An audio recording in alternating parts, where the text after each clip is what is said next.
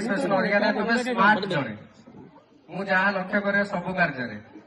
तेणु तुम कौन कौन शिखिकी गल एवं तुम तुम भविष्य में कौन लगे कौ कौ जिन सब आम स्कूल रे तुम मिस कर सर्वप्रथमे मम गुरुजी मान नमस्कार जनाऊँगी एवं एटी तो बहुत कथा गुरुजी गुरुमान शिक्षा मिली तथापि चिर स्मरणीय आम एटी गुरुजी गुरुमांकर नीति शिक्षा आदर्श बाणी को सबुदिन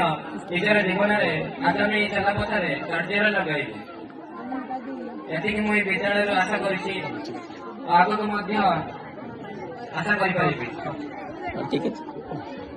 मोर सांगसाथी एवं छोट बड़ा भाई भौणी मैंने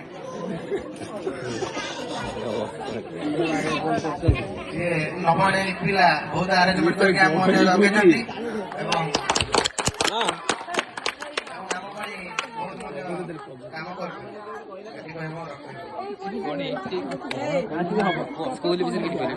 आमर सबुठ प्रिय छात्र भी कहले अत्युक्ति हम ना कहीं जो पाखे जो शालीनता थिला जो गोटे रेस्पेक्ट सम्मान देवा सब प्राय सब पिला माने शिखि थे जे तुम बड़ भाई आज तुम मान छाड़ी जाऊँगी सी कहे अनुभूति कौन थी सर्वप्रथम गुरुजी मान प्रणाम जनाऊँगी विद्यालय मो गुरुजी